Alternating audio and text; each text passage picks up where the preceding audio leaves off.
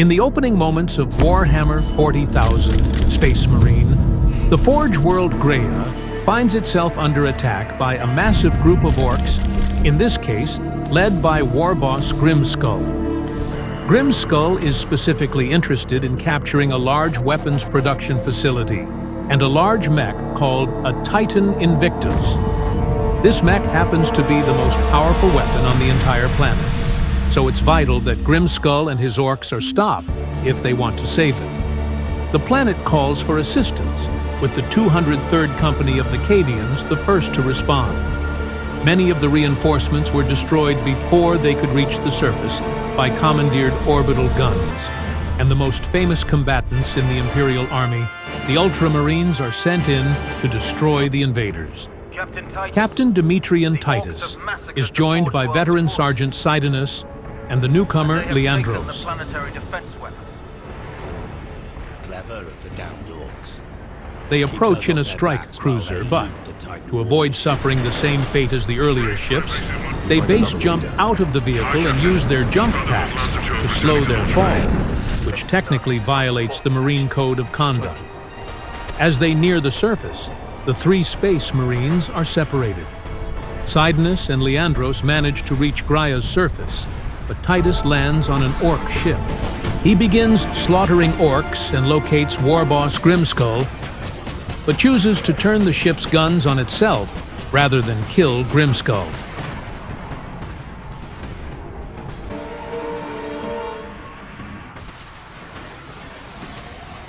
Titus survives the crash and locates Leandros, with the two later linking up with Sidonus as they battle waves of orc.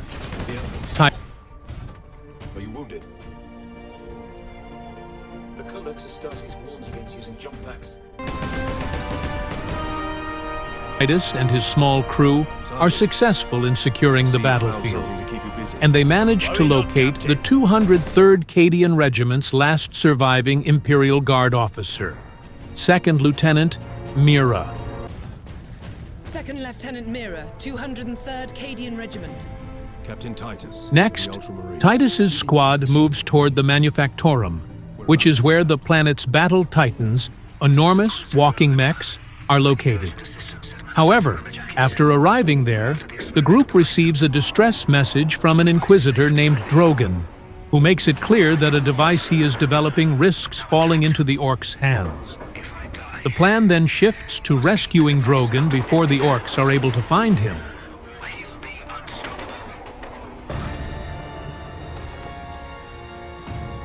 Inquisitor Drogon? After arriving at Drogon's location, Titus and Kodus discover that the device is a hugely potent power source capable of destroying the entirety of Graia if it fell into enemy hands. During their attempt to locate and secure the device, Titus's group is attacked by Grimskull's forces. But Titus is able to locate the device in a generator room within the manufactorum. Removing it leads to a massive explosion, but Titus survives and battles his way through waves of Xenos in order to link up with his allies.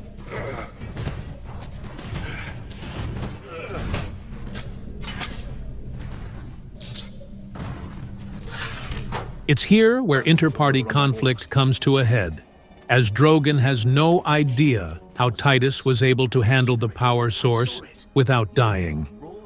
It conducts raw energy from the warp, which acts as the source for power by agents of chaos, to power a weapon called the Psychic Scourge. It hasn't been tested yet, and could either eliminate all orcs on Graia or destroy the entire planet. Options are limited, so Titus suggests taking the chance. The Ultramarines and Lieutenant Mira arrive at Drogon's research facility, where the weapon is located, and Titus fires it. However, it wasn't actually a weapon capable of destroying the orcs, but rather a way to open a chaos portal containing demons. Chaos demons! How is this possible?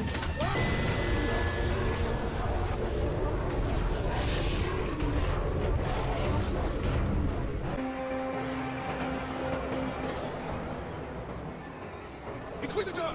Get back! Drogon, as it turns out, has been dead for a very long time, and the demon's leader, Lord Nemeroth, was merely using his corpse as a puppet to trick the group into opening the portal. Things go from bad to worse, as Titus and crew now have to contend with not just the orcs, including Grimskull, but also a horde of demons and Chaos Space Marines. My servant did all that I The Ultramarines find they have no choice but to use the Titan Invictus in order to destroy the planet's orbital spire and stop the invasion of Chaos forces. Titus is stopped on his mission by Grimskull, who he finally kills before reaching the Invictus. I ain't finished with you yet, Space Marine! But I am finished with you, Orc.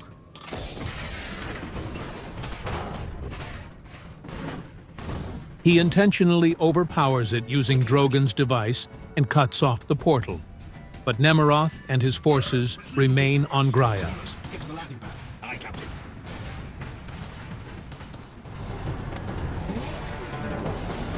Worse, Nemeroth has killed Sidonis, who was put in charge of the power source, and plans to use it to become an immortal greater demon.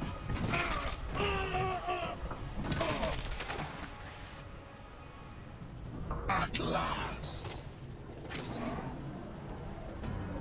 No! To resist my touch, only a deep connection to the warp can explain this.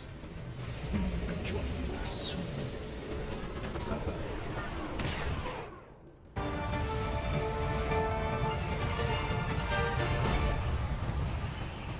After using jump packs to reach Nemeroth's location, Titus is told by the demon that his connection to the warp means he's destined to become a Chaos Space Marine himself.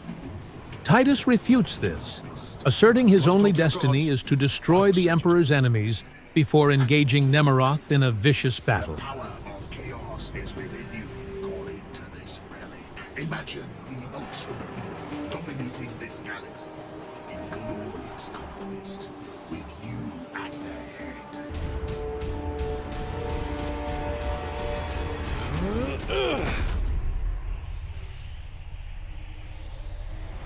Making use of his warp resistance, Titus tackles Nemeroth and lays down an absolute beating as the two plummet to the ground. Nemeroth is destroyed, and in what seems like the obvious move, Joining us soon. Titus destroys the power source so it cannot be used by anyone else. Leandros.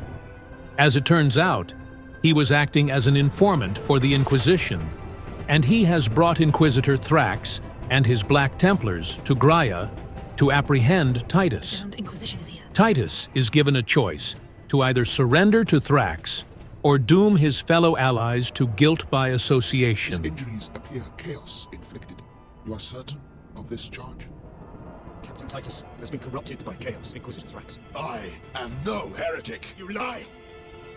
Only an agent of Chaos could withstand such warp exposure. I sent the demon to oblivion. But did you have unholy assistance? We must know. You will submit to my authority, Captain, or the Inquisition must conclude that you have corrupted every Ultramarine under your command, not to mention those who stand at your side. Ignore his threats. Come on. The Inquisition will destroy you, Mira, and the Ultramarines will be forever dishonored. Leave my brothers and the Lieutenant alone. I will come with you. I do not know why I can resist the touch of chaos, but I swear I will discover the truth. We will discover many truths, Space Marine. Codex Astartes leaves no room for doubt. You cannot touch the warp and emerge unscathed. The Codex Astartes is a set of rules.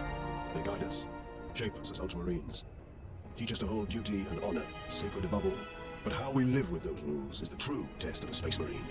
He chooses the former, You, leaving in Thrax's custody, but getting in one sick burn at Leandros on his way out. It's here where the story of Space Marine comes to a close, and we'll have to wait and see what led to Titus's return to combat in time for Space Marine 2.